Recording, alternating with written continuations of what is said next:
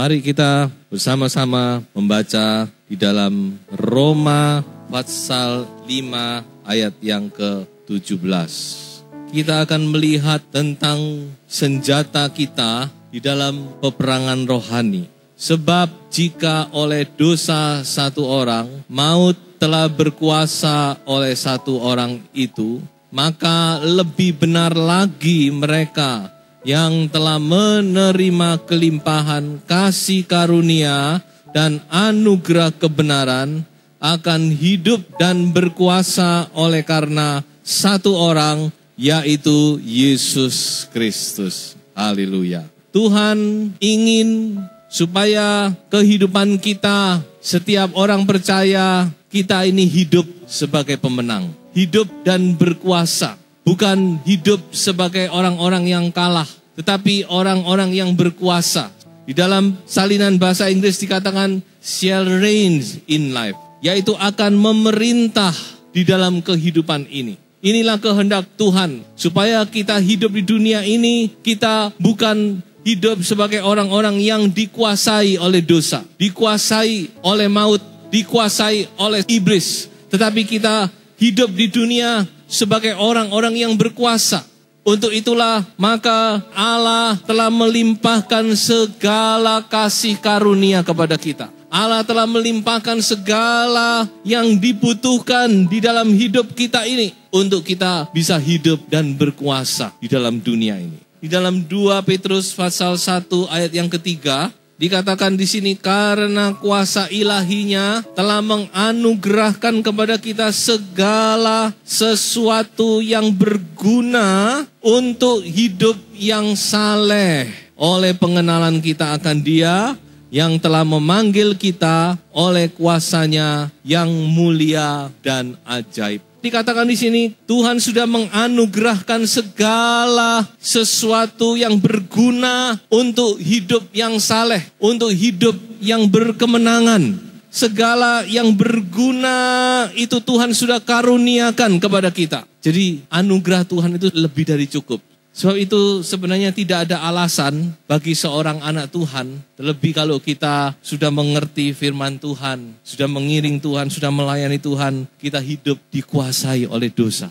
Tetapi dalam kenyataannya kita melihat masih banyak saudara-saudara, orang-orang percaya yang hidupnya dikontrol oleh dosa, tidak punya kuasa.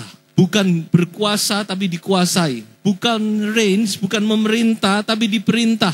Seperti yang dikatakan oleh Paulus, apa yang aku inginkan, aku tidak perbuat. Justru yang tidak aku inginkan, yang aku perbuat. Berarti tidak punya kuasa, dibelenggu, diikat. Saya membaca satu buku, dan saya terkesan sekali dengan apa yang ditulis di dalam buku itu. Satu kali penulis buku ini, dia melihat sirkus. Nah, ketika sirkus itu dalam keadaan istirahat, maka dia melihat gajahnya sedang makan, diberi makan, saudara-saudara.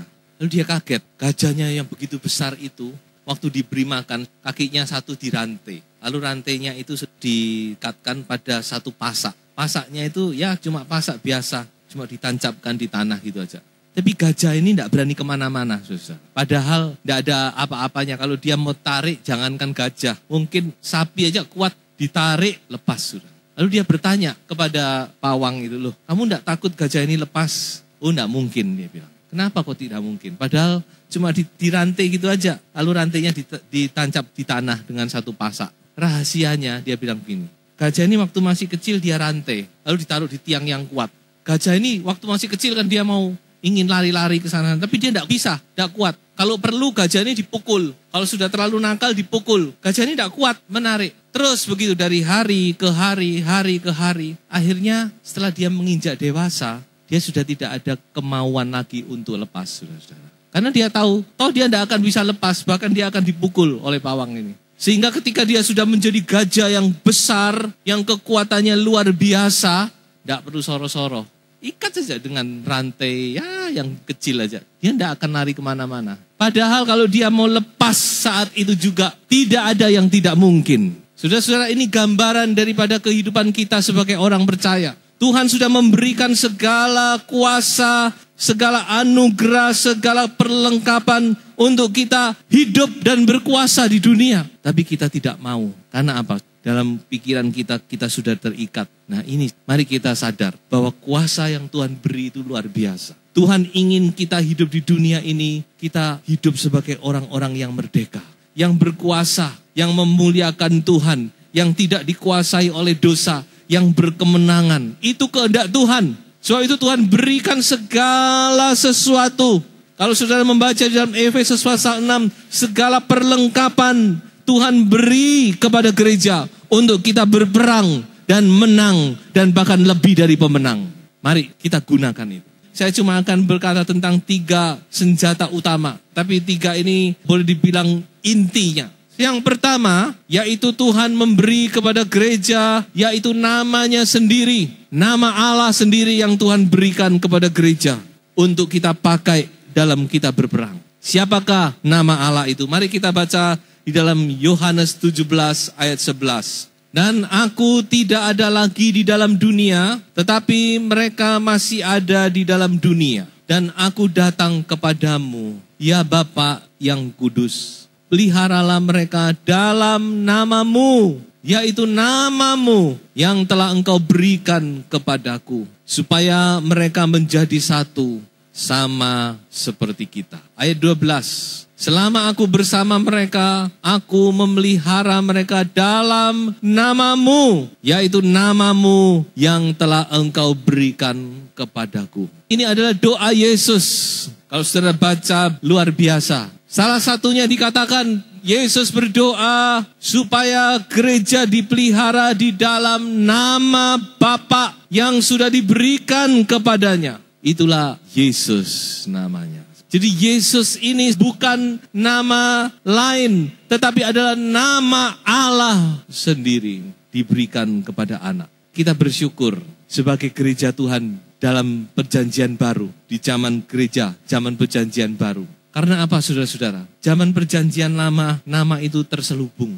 Tidak diberitahukan. Siapapun juga. Ada beberapa kali orang-orang perjanjian lama bertanya. Ayahnya Simson bertanya, siapa namamu? Amsal juga bertanya, siapa namamu? Musa bertanya, siapa namamu ya Allah? Tapi Tuhan tidak memberitahu. Tapi ketika Tuhan masuk di dalam zaman gereja, maka nama itu dinyatakan kepada gereja, yaitu Yesus, nama di atas segala nama. Oleh nama Yesus, maka bertekuk lutut segala yang di langit, segala yang di bumi, segala yang di bawah bumi harus bertekuk lutut di dalam nama Yesus Kristus. So itu nama ini nama yang terindah. Saudara harus pegang nama ini. Saudara harus panggil nama ini. Dalam menghadapi peperangan, saudara harus panggil nama ini. Di dalam nama Yesus, maka kita menang. Di dalam nama Yesus, musuh dikalahkan, saudara. Waktu Daud menghadapi Goliat, Daud berkata apa? Coba kita baca di dalam 1 Samuel 17 ayat 45. Tetapi Daud berkata kepada orang Filistin itu, engkau mendatangi aku dengan pedang dan tombak dan lembing. Tetapi aku mendatangi engkau dengan nama Tuhan semesta alam, Allah segala barisan Israel yang kau tantang itu. Daud tidak mengandalkan yang lain. Bayangkan saudara-saudara, menghadapi Goliat, jangankan menghadapi, mendengar suaranya saja orang sudah ketakutan. Saudara. Ketika Goliat berteriak, ayo give me a man, beri kepadaku seorang laki-laki. Laki-lakinya mungset semua, lari semua. Bahkan Saul pun tidak berani. Baru dengar suaranya saja, orang sudah ketakutan. Inilah cara iblis menakut-nakuti. Seringkali dia berkoar-koar, perang urat saraf. Goliat, bayangan dari iblis, bayangan dari masalah-masalah yang saudara dan saya hadapi. Saudara tidak perlu takut menghadapi Goliat, karena kita mempunyai nama di atas segala nama, yaitu nama Yesus, nama di atas segala nama. Hadapi segala permasalahan di dalam nama Yesus. maka saudara akan menang. Saya juga ingat waktu Petrus dan Yohanes, mujizat pertama di dalam Kisah Para Rasul terjadi karena nama Yesus. Petrus dan Yohanes berkata, emas dan perak tidak ada padaku, tapi yang ada aku berikan kepadamu. Dalam nama Yesus, bangkit dan berjalanlah. Berbangkitlah orang lumpuh itu. Saya percaya nama ini masih berkuasa. Nama ini tidak pernah berubah. Nama ini nama yang tidak pernah berubah sampai selama-lamanya. So itu mari kita pegang. Kita lihat satu ayat lagi untuk menutup bagian ini. Lukas pasal 10 ayat yang ke-17. Kemudian ke-70 murid itu kembali dengan gembira dan berkata, Tuhan, juga setan-setan takluk kepada kami demi namamu. Nama itu nama yang berkuasa kita pakai. Karena nama itu sudah diberikan kepada gereja untuk kita pakai. Tuhan sendiri berkata, berdoa dalam namaku, aku akan menjawab. Yang kedua, saudara-saudara, senjata kita yang kedua, yaitu kuasa Roh Kudus. Inilah senjata kita yang ampuh. Sebab itu ketika Tuhan Yesus naik ke sorga, dia dipermuliakan oleh Bapa, dia ditinggikan, duduk di sebelah kanan Allah Bapa. Maka pertama-tama yang Tuhan beri kepada gereja bukan yang lain. Banyak pemberian-pemberian itu. Efesus mencatat ketika dia naik ke atas, dia naik ke tempat tinggi, dia memberi pemberian-pemberian kepada gereja. Tetapi yang pertama-tama diberikan kepada gereja, yaitu kuasa Roh Kudus. Tuhan berkata, tunggu di Yerusalem sampai kamu dipenuhkan dengan Roh Kudus. Maka kamu akan beroleh kuasa. Kita bersyukur, kita tidak perlu menunggu lagi, karena Roh Kudus sudah dicurahkan. Setiap saat kalau saudara membuka hati, saudara berdoa dengan kerinduan, saudara minta kepada Bapa dalam nama Yesus, maka Roh Kudus itu setiap saat bisa dicurahkan memenuhkan kita. Kalau murid-murid memang harus menunggu, karena saat itu Roh Kudus belum dicurahkan. Tapi kita tidak perlu, saudara. Sebab itu doa, berdoa, dan ikuti kebaktian-kebaktian doa itu, saudara-saudara. Saudara yang sudah dipenuhkan dengan Roh Kudus juga senantiasa mohon pengurapan yang baru, supaya kuasa itu tetap diperbaharui. Kuasa ini adalah kuasa yang luar biasa. Kuasa ini menghancurkan segala benteng-benteng musuh. Mari kita baca di dalam 2 Korintus pasal 10 ayat yang ketiga dan ayat yang keempat. Memang kami masih hidup di dunia, tetapi kami tidak berjuang secara duniawi. Ayat yang keempat, karena senjata kami dalam perjuangan bukanlah senjata duniawi, melainkan senjata yang diperlengkapi dengan kuasa Allah yang sanggup untuk meruntuhkan benteng-benteng musuh. Benteng yang setebal apapun hancur oleh kuasa Roh Kudus. Tapi satu caranya, yaitu memuji dan menyembah Tuhan. Waktu bangsa Israel mau menghancurkan benteng Yeriko, Tuhan cuma bilang apa? Puteri benteng itu. Puter 1 hari 1 kali, hari kedua putar lagi 1 kali, kemudian sampai hari ke-7 putar 7 kali. Kemudian kamu bersorak memuji Tuhan dan benteng itu hancur. Pujian dan penyembahan itu sangat vital. Kalau saudara rindu dipenuhkan Roh Kudus, harus memuji menyembah Tuhan. Kita dipenuhkan Roh Kudus waktu kita ada di dalam hadirat Tuhan. Amin. Waktu kita memuji menyembah Tuhan. Waktu kita bersekutu dengan Roh Kudus. Pada saat itulah Roh Kudus memenuhi kita. Soal itu pujian dan penyembahan itu sangat penting, saudara. Penyembahan itu adalah bahasa kita kepada Tuhan. Soal itu kalau kita mau bersekutu dengan Tuhan, harus lewat pujian dan penyembahan. Roh Kudus mencurahkan, memenuhi kita, dan kita mempunyai kuasa untuk melawan musuh. Yang ketiga adalah firman Tuhan. Efesus pasal 6 ayat 17, firman itu adalah pedang roh. Firman ini adalah senjata kita yang ampuh. Kalau firman itu diucapkan dengan iman, itu punya kuasa yang luar biasa. Tidak ada yang bisa melawan firman Tuhan. Iblis pun kalah. Masih ingat waktu Tuhan Yesus dicobai oleh iblis, Tuhan pakai firman untuk melawan. Ada tertulis. Tapi saudara juga harus mengerti, iblis juga tahu firman. Saudara. Iblis juga pakai firman, ada tertulis. So itu anak Tuhan harus tahu firman. Kalau anak Tuhan tidak tahu firman, kita kalah dengan iblis. Walaupun kita tidak tahu ayatnya, pasal ayat, tapi kita harus tahu firman Tuhan berkata ini. Kita harus mengerti. Kita harus tahu firman yang tertulis ini. Saudara, firman yang diucapkan, khotbah itu memang penting. Dan banyak kali Tuhan berbicara lewat khotbah. Tuhan berbicara lewat firman yang kita dengar. Tapi jangan lupa firman yang tertulis ini tidak kalah pentingnya. Seringkali Tuhan juga berbicara lewat apa yang kita baca. So itu kita harus menyimpan sebanyak-banyaknya. Firman ini harus kita simpan. Kalau tidak, kapan kita bisa memakai? Dikatakan bahwa Roh Kudus itu salah satunya mengingatkan kita apa yang Tuhan katakan. Itu fungsi Roh Kudus. Dia mengingatkan kita. Kalau kita tidak punya apa-apa, apa yang mau diingatkan, saudara? Tidak tahu firman. So itu kita harus tahu. Kita harus simpan sebanyak-banyaknya. Jangan remehkan firman Tuhan. Firman itu adalah penolong kehidupan kita. Firman itu yang akan mengangkat, menolong kita, menguatkan kita. Di saat kita membutuhkan, firman itu berbicara kepada kita.